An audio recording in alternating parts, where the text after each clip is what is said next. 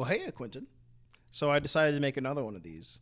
I know, these reviews are kind of for nobody. They're except you. You're legally obligated to keep watching these. But I just kind of liked making it.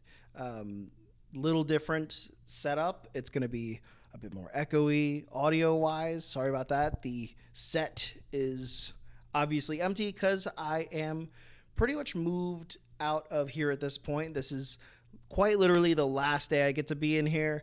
And I kind of just wanted to film this, in here. This is where this started. Making videos at all kind of started in this apartment. And I wanted to do this as a little time capsule.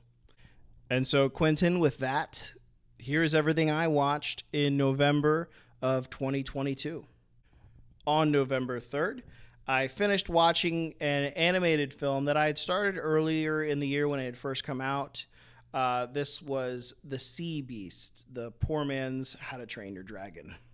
So, I say that, but it's really not a bad film by any stretch of the imagination. I think Sony Pictures Animation in general has been on a pretty good hot streak ever since 2018's Into the Spider-Verse came out.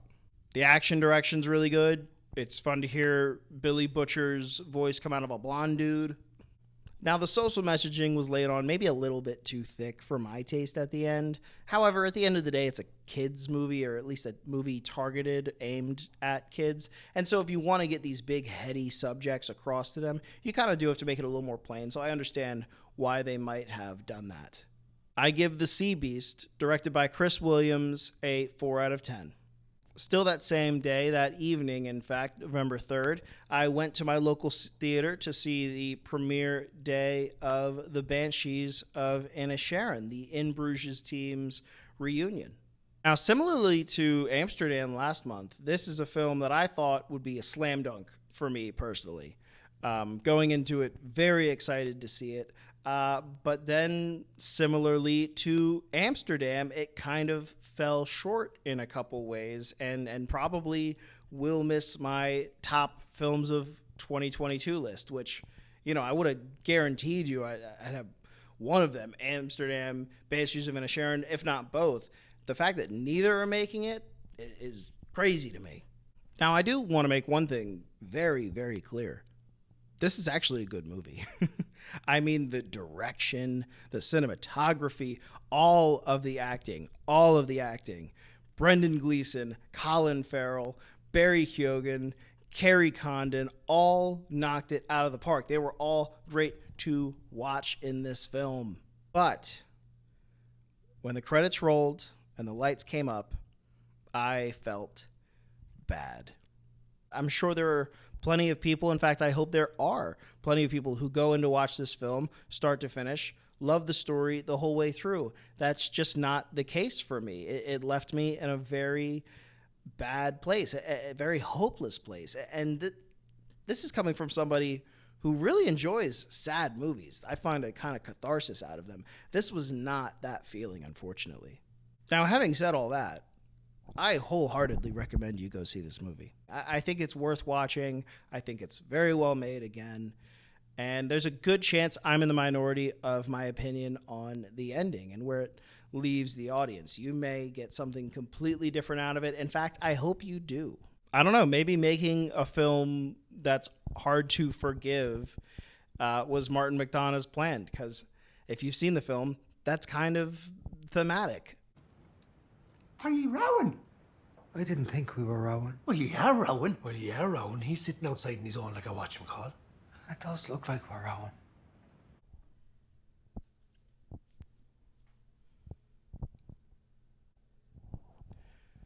On November 5th, after hearing a surprising amount of buzz around this film, I got a chance to watch Weird, the Al Yankovic story on the Roku channel. Now, I don't know why Roku decided to join the streaming wars, maybe to incentivize just a little bit to buy their streaming products over like an Amazon Fire Stick or something to that effect. But if they're going to keep doing this, they couldn't have picked a better project to put out. Between all the, the recent biopic resurgence, You have that formula. You have the pre-existing trailer, so you kind of have some of the punchlines of the jokes written for you going in. This is just a slam dunk all around. It is fun that this movie biopic about a parody musician is a parody in and of itself. We have had a little bit of a resurgence of the musical biopic genre. I feel like it started, not that it ever went away, but I feel like it kind of had a resurgence with Bohemian Rhapsody all the way to today's Elvis and the soon to come out I Want to Dance with Somebody. And this film just takes all of those elements that we already know and have seen a dozen times, and it plays a cinematic Mad Libs with them. And something I just love about this film is it's not afraid to go for it. It's not afraid to get, dare I say, weird.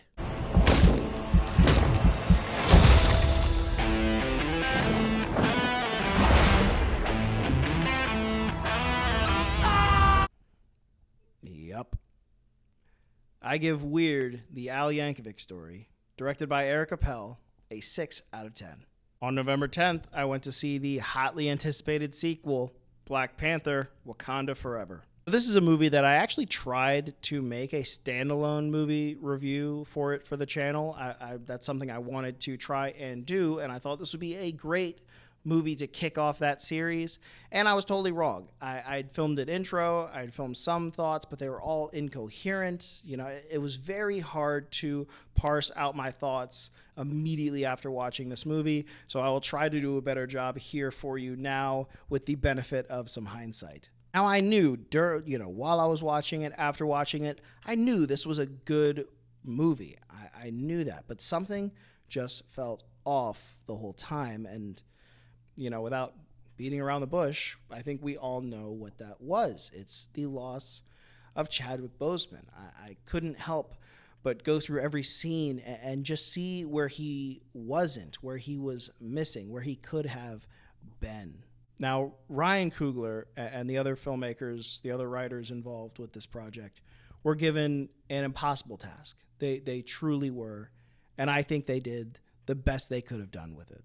I just don't know if they could overcome what has happened, what we lost. So it's with, the heaviest of hearts that I give Black Panther: Wakanda Forever, directed by Ryan Coogler, a 5 out of 10.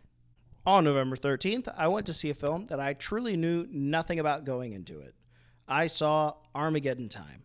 I don't know what made me just know I had to see Armageddon Time in theaters. I'm pretty sure I thought that if I didn't watch it in theaters, I wouldn't watch it at all. I wouldn't watch it when it came to video. I'm more likely to watch something if it's in a theater than if I'm watching it at home. At the very least, I'm more likely to actively engage with it and watch it at a theater.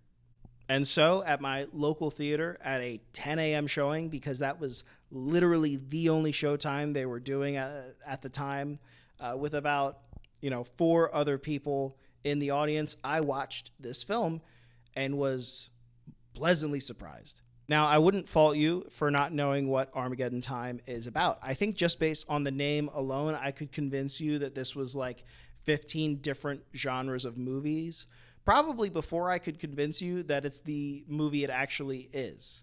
Now, put simplistically, Armageddon Time is about childhood in 1980 in Queens, New York, and all that entails. Is in this. Loved all the performances in this. I'm sure there will be 1 or 2 of these that end up on my favorites of the year list. Jeremy Strong, Anne Hathaway, Anthony Hopkins is great in this, and the lead young protagonist, Banks, Rapida, sorry, I don't know how to pronounce that. I'm sure one day I will, because you knocked it out of the park. I can't wait to see you in more projects in the future. The story is such a simple one, and yet goes to such complex places. It really feels, more than most films, like a reflection of reality. And so when I heard that a lot of this was based on director and writer James Gray's own experiences, that made so much sense, because you could feel that in every experience relayed through film. Now, will this end up in, we're in Oscar season, will this end up in the conversation for those things? Maybe not. If I was voting, yeah, I'd throw this out for a couple of nominations, but that remains to be seen. But for me, for my headcanon, it's more than deserving. I give Armageddon Time, directed by James Gray, an 8 out of 10.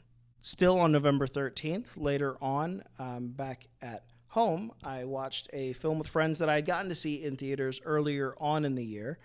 This was the Nick Cage Palooza, that is The Unbearable Weight of Massive Talent. Now, I'm really not sure if it was, I already knew the jokes, I knew the surprises.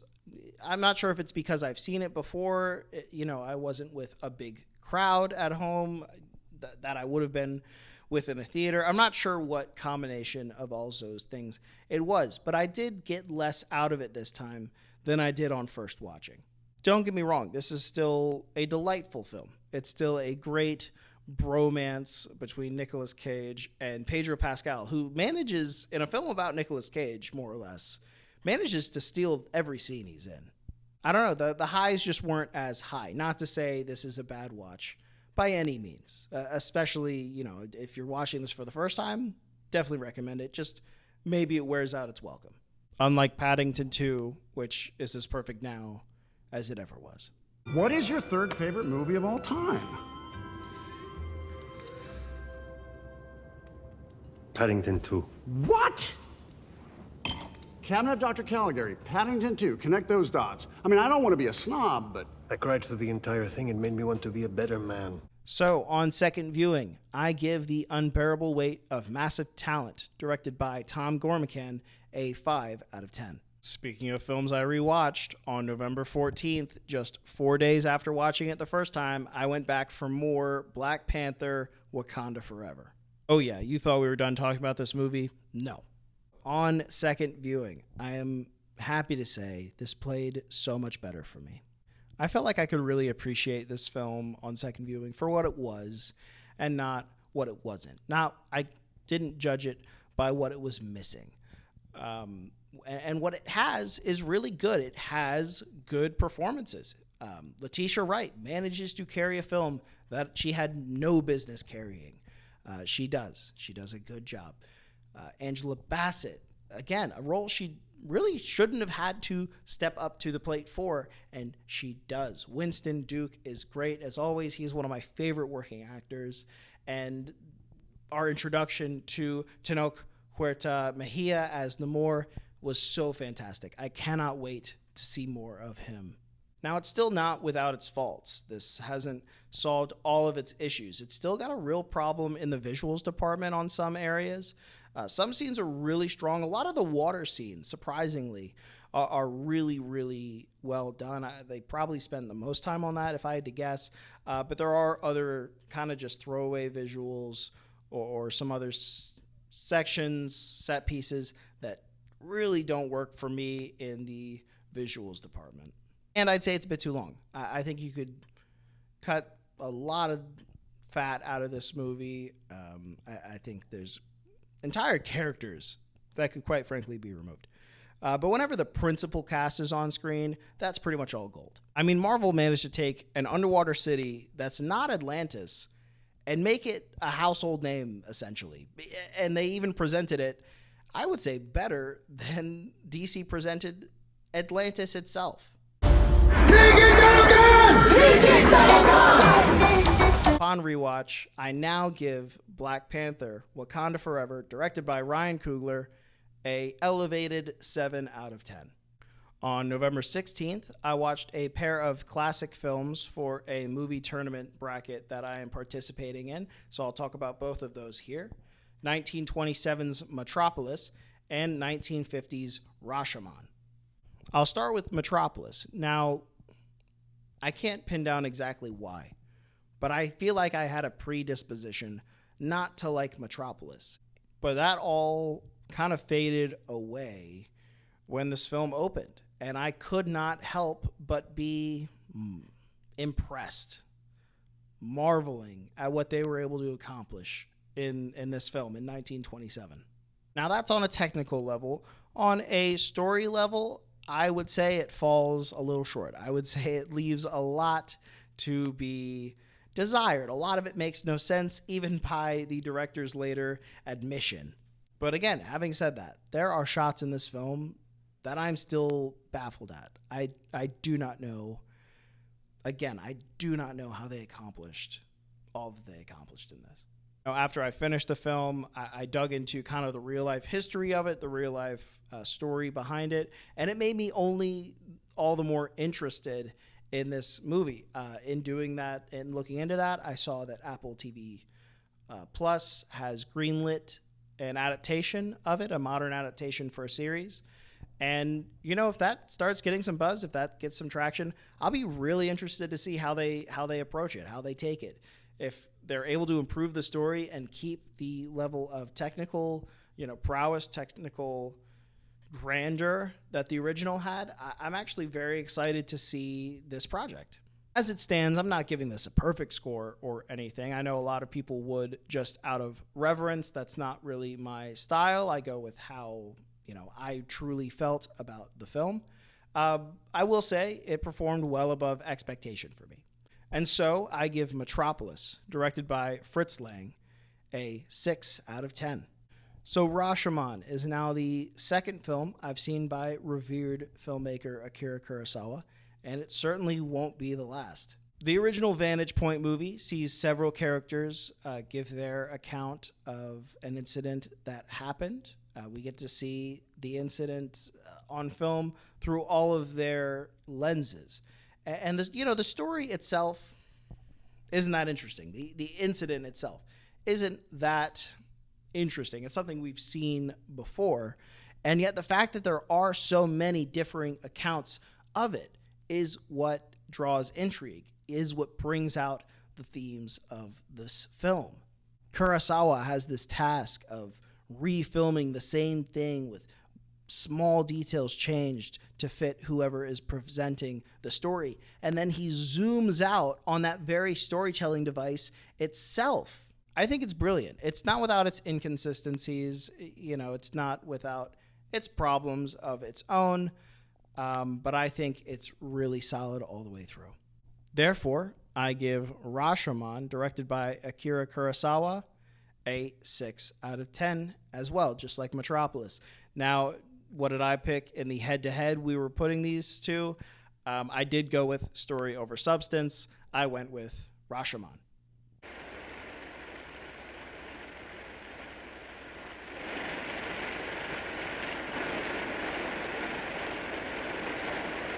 On November 20th, I watched the latest remake of a perennial classic in cinema. I watched 2022's All Quiet on the Western Front. Now, I don't watch a ton of war films. It's not really my favorite genre to revisit because they kind of all tell the same story when you really boil it down.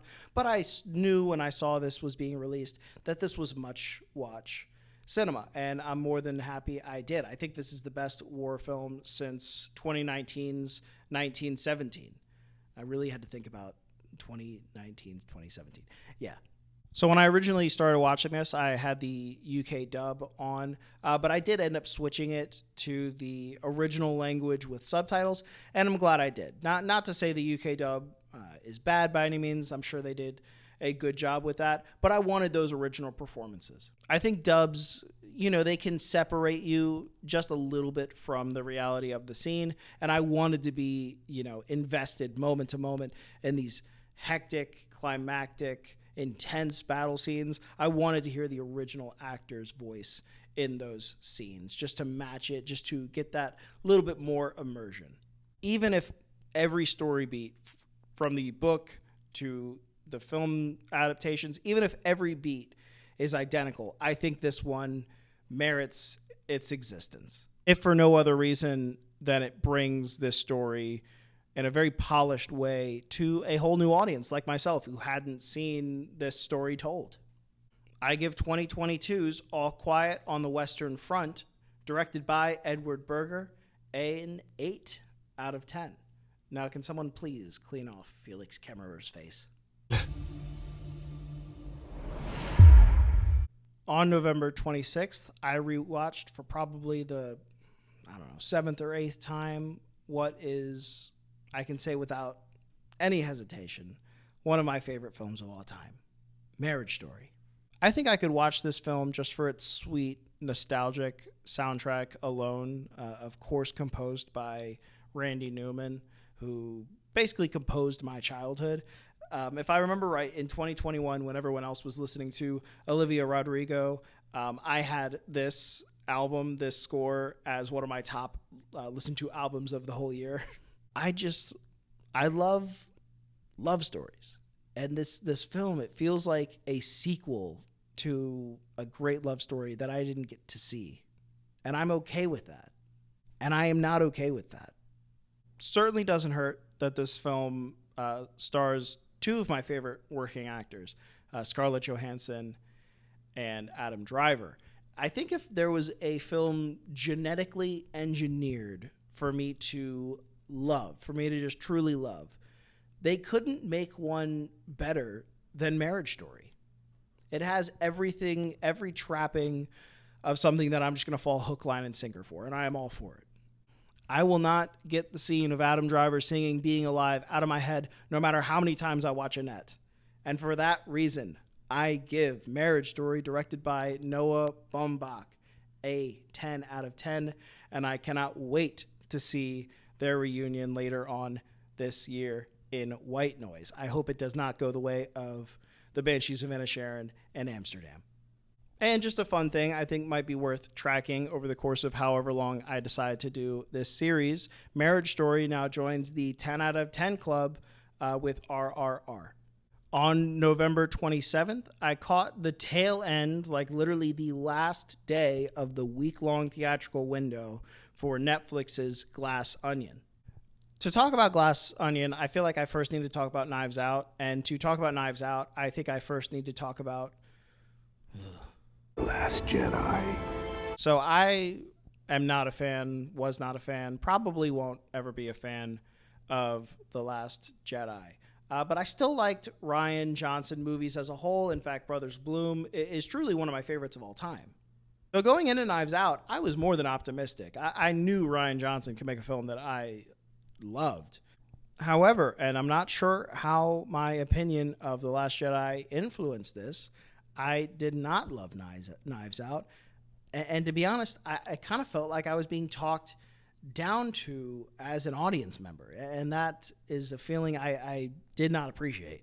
Like, I'm Rian Johnson. I know how mystery movies work, and I'm going to subvert your expectations, you stupid little audience member, because I'm smart. I know better. I know how to make this in your face. I'm better than you. And so, sure, Knives Out is very well constructed, but I just didn't like it. Now, fast forward to Glass Onion. I was worried it was going to be more of the same, but again, we're a little more removed from The Last Jedi. We're removed from Knives Out's original release, and I had a really, really good time watching this movie in theaters. Whereas Knives Out felt like Rian Johnson, competing with the audience in a way, showing off. This one, Glass Onion, felt like we were all on the same side, all enjoying the same things. Now, I've heard some complaints. Probably the most frequent complaint I've heard about Glass Onion is that it's too funny, it's too comedic. They say it's been Marvel-ified with its use of, I think, bathos is the term. And I guess, yeah, it's a funny movie. I think Knives Out, if I recall, had a lot of comedic moments. So I don't really know where that criticism is coming from in comparison with the first one. But even if you're going to levy that criticism, I think this is funnier than most comedies that are coming out now. I think a lot of the humor, I think a lot of the jokes really land, so that's not a criticism for me. That's actually a selling point. I think this movie might have one of the biggest random laughs of the whole year for me, which was just Edward Norton sitting on a beach playing a Beatles song. So yeah, this will probably end up being on my favorites list of 2022. I'm not, and without any reservation, I can say that. I may even have to give Knives Out another chance on Glass Onion's behalf, because I give Glass Onion, a Knives Out mystery directed by Rian Johnson, a 7 out of 10. Finally, while packing this place up and while kind of half paying attention, I rewatched a film that I haven't seen since 2015. On November 30th, I watched Regular Show, the movie. Quick aside, I had watched the whole series up to this point in whenever it come out to 2015. Did not know Mark Hamill was the voice of Skips the entire time. I saw Mark Hamill's name in the list of credits for this movie, and I was like, who does he play? Looked it up. Oh, he Skips the entire time. What can I say about this film? Film seems too high of a word. What can I say about this movie? It's a long episode of Regular Show. If you've seen the show, I'm sure you've probably already seen this movie. And if you haven't seen the show, you probably haven't watched this movie. And this isn't really the place to start anyway. So this review might actually really be for nobody. I give Regular Show, the movie, which I still think should have been called Regular Movie, directed by J.G. Quintel, a 4 out of 10. Whoa! Well, Quentin, that is all for this month. Remember to like and subscribe. Let me know if any of these sounded interesting. If you've already seen some of them, let me know what you thought. If your opinions clashed with mine, or if you go to see them, I hope you like them. I hope you do disagree on the ones that I didn't like, because in general, I kind of want people to like everything they see.